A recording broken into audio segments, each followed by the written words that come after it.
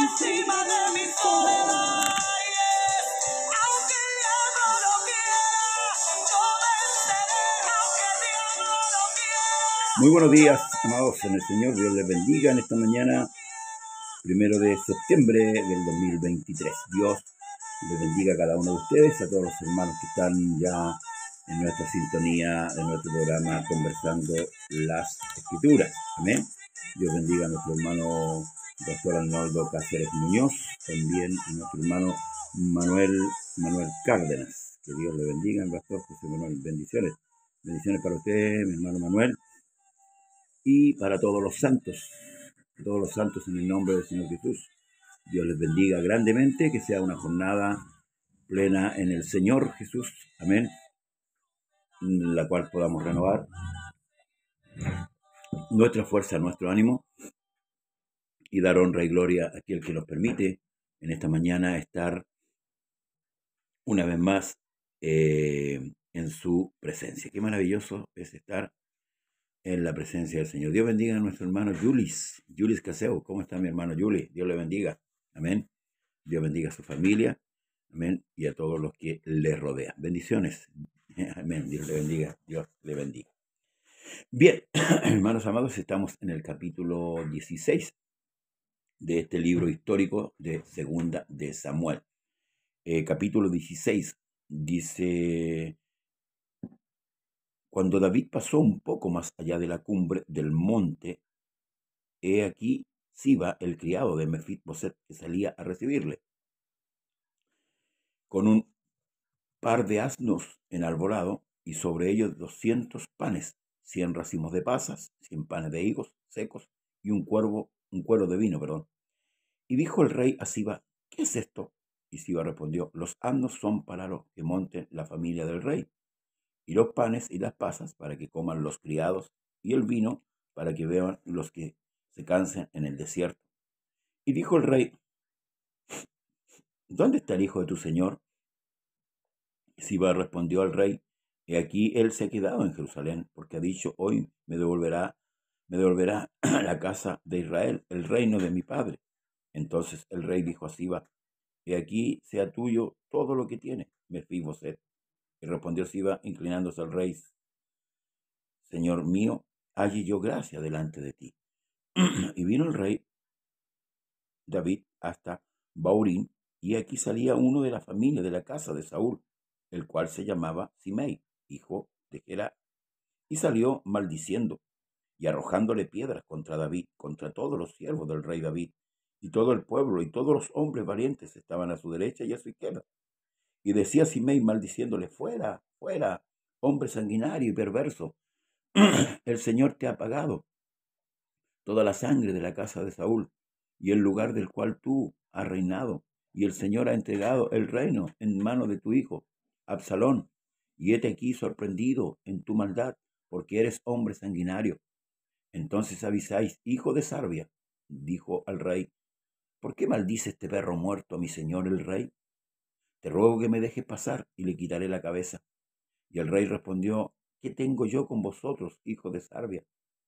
Si él maldice, es porque el Señor le ha dicho que maldiga a David. ¿Quién pues le dirá: ¿por qué haces así? Y dijo David a Abisai y a todos sus siervos: he aquí, mi hijo me ha salido de mis entrañas, mi hijo que me ha salido de mis entrañas, acecha mi vida. ¿Cuánto más ahora un hijo de Benjamín? Dejadle que maldiga, pues el Señor se lo ha dicho. Quizás mirará el Señor mi aflicción y me dará el Señor bien por su maldición de hoy. Y mientras David y los suyos iban por el camino, Simei iba por el lado del monte delante de él, y andando y maldiciendo y arrojando piedras delante de él y esparciendo polvo. Y el rey y todo el pueblo que con él estaba llegaron fatigados y descansaron allí. Dios bendiga a mi hermana Laura Sáez, amén. Y Absalón y toda la gente suya, los hombres de Israel, entraron en Jerusalén, y con él Ahitofel. Aconteció luego que cuando Husai Arquita, amigo de David, vino al encuentro de Absalón, dijo Husai: ¡viva el rey! ¡Viva el rey! Y Absalón dijo a Husai: es este tu agradecimiento para con tu amigo? ¿Por qué no fuiste con tu amigo? Y Husai respondió a Absalón, no, sino que de aquel que eligiere el Señor, y este pueblo, y todos los varones de Israel, de aquel seré yo, con él me quedaré. ¿Y quién había yo de servir? ¿No es a su hijo? Como he servido delante de tu padre, así seré delante de ti. Entonces dijo Absalón a Ahitofel, dad vuestro consejo sobre lo que debemos hacer. Y Ahitofel dijo a Absalón, llégate a las concubinas de tu padre, que él dejó para guardar la casa, y todo el pueblo de Israel oirá que te has hecho aborrecible a tu padre, y así se fortalecerán las manos de todos los que están contigo. Entonces pusieron para Absalón una tienda sobre el terrado, y se llegó a Absalón a las concubinas de su padre entre los ojos de todo Israel, y el consejo que daba Ahitofel en aquellos días era como si consultase la palabra de Dios. Así era todo el consejo de Ahitofel, tanto con David como Absalón.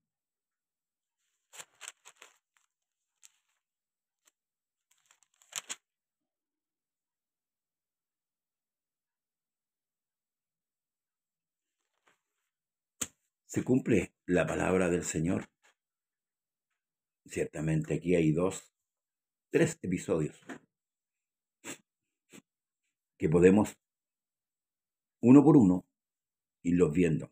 Primero, el siervo de Ahitofel, ¿verdad?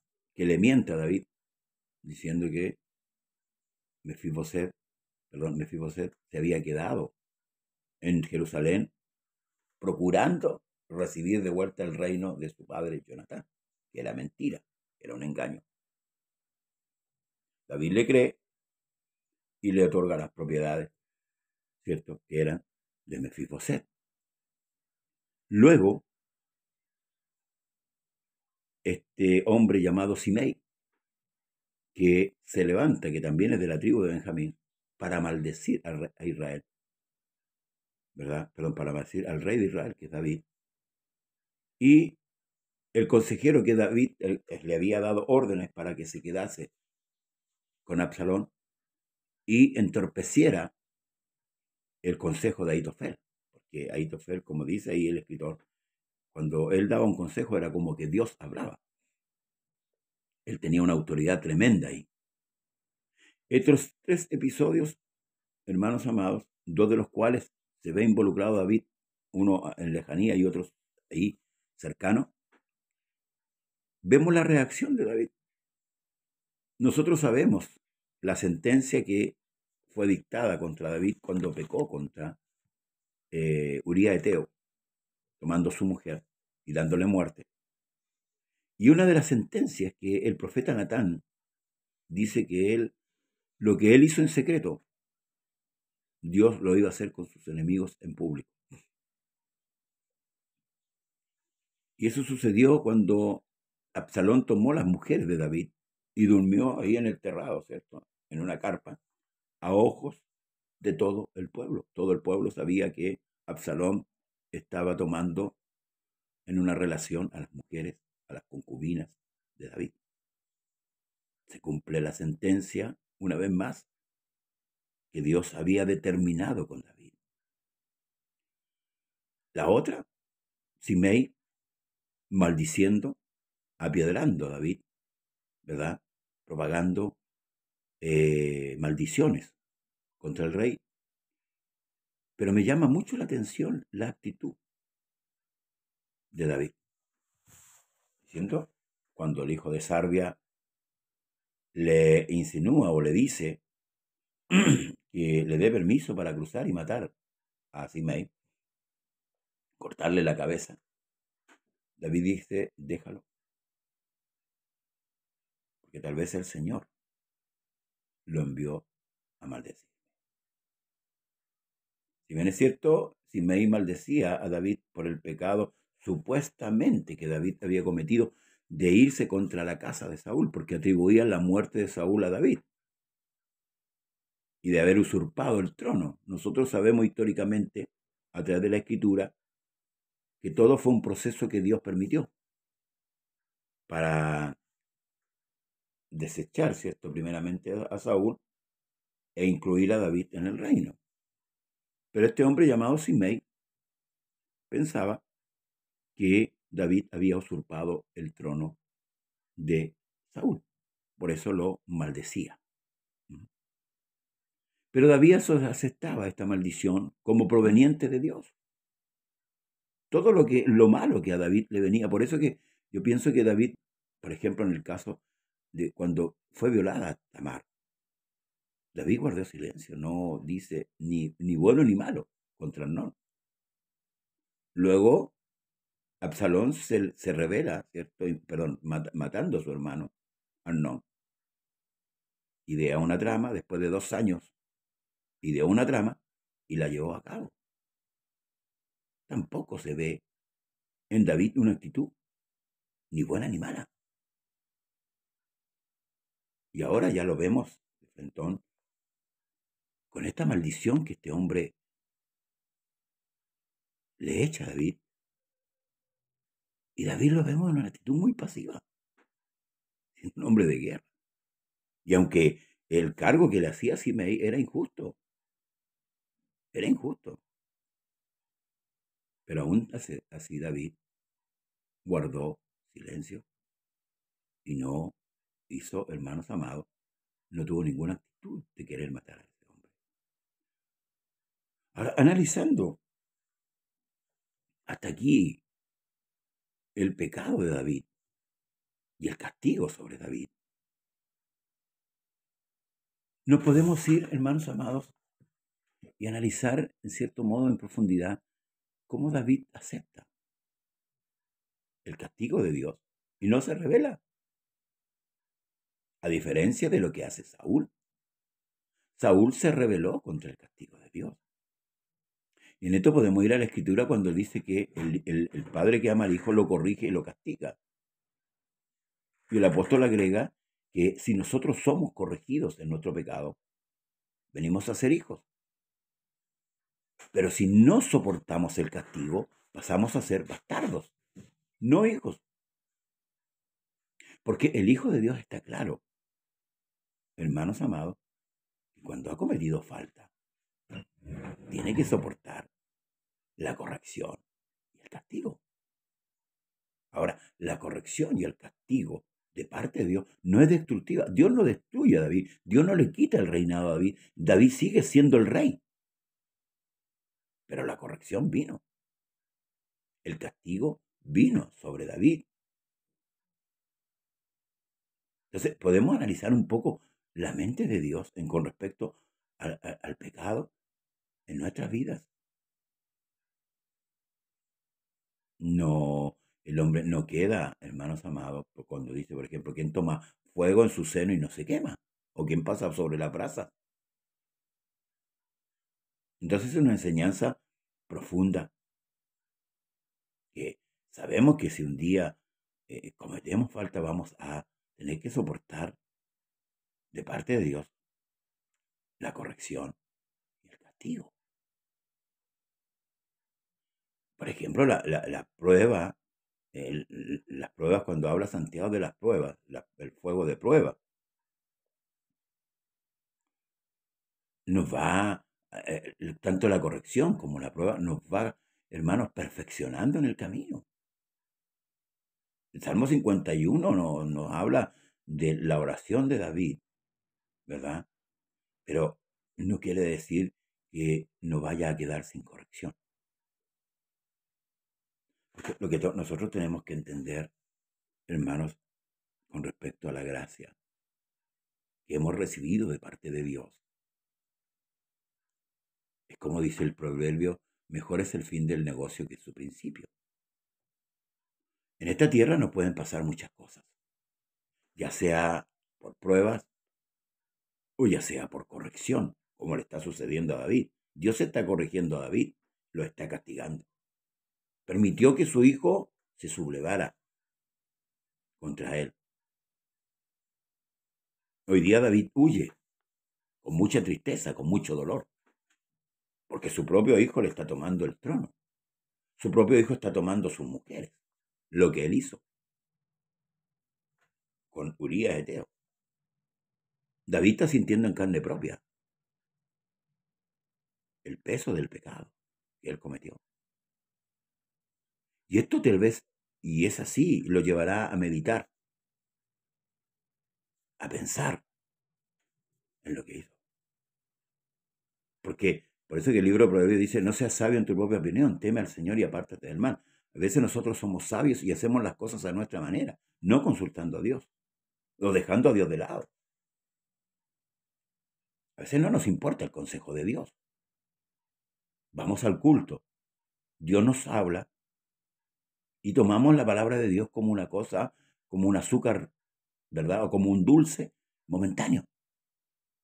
Porque Dios también a través de la palabra nos advierte y a veces no hacemos caso de lo que Dios nos está advirtiendo. Claro, hoy día existen muchos predicadores, cantores de amores, que nos hablan del peso del pecado, que no nos advierten sobre el mal que nos vendría, hermanos amados, cuando nos rebelamos.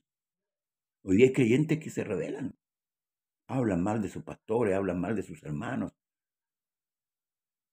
como si nada, no tomando en cuenta que todo pecado trae consecuencias. La Escritura dice que Dios no dará por inocente al culpable. Y estamos hablando de un Dios justo, de un Dios de verdad. Entonces, la actitud de David es una actitud de un hijo de Dios verdadero. Porque él asume su responsabilidad y asume el juicio, asume el castigo de Dios. No se revela, como muchos hoy día, cuando están siendo corregidos o cuando están siendo probados, no se rehúsan a resistir la corrección, a resistir el castigo, a resistir la prueba. Por eso que el apóstol Pablo, cuando él dice que el espiritual todo lo juzga, mas él no es juzgado por nadie. Dios a través de su Espíritu Santo nos otorga a nosotros el discernimiento cuando algo nos sucede, para saber de dónde viene este mal. Muchas veces le echamos la culpa al diablo, le echamos la culpa al hermano, a la hermana, al pastor, pero a veces ese mal lo hemos cogido nosotros. Nosotros mismos somos abrazados del mal y producto de ese mal estamos sufriendo las consecuencias. No discernimos. Pensamos que el Espíritu Santo es para hablar solamente en lengua y enfervorizarse. No, hermano, es mucho más que eso. Hoy día Dios nos ha dado discernimiento entre lo bueno y lo malo. Y en nuestras rebeldías confrontamos a Dios, ofendemos a Dios con nuestros pecados. David asume hoy día lo que había hecho y no se rebela contra Dios. Y en vez de confrontar a su hijo, que podía haberlo hecho. David era un hombre avesado, un hombre de guerra, un hombre valiente. No le temía al gigante, menos le iba a temer a su hijo. Pero el espíritu le decía que huyera. No confrontó a Simei porque él pensaba que eso venía de parte del Señor y él lo aceptaba como tal. Así que cuando Jesús dice que bendecid al que os maldice, porque a veces hay propósitos de Dios, sí, para formar nuestro carácter cuando pasamos por pruebas. Y a veces las pruebas son duras,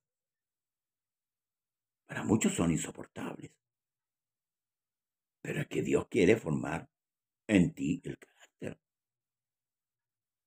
Por eso si analizamos el currículum de David,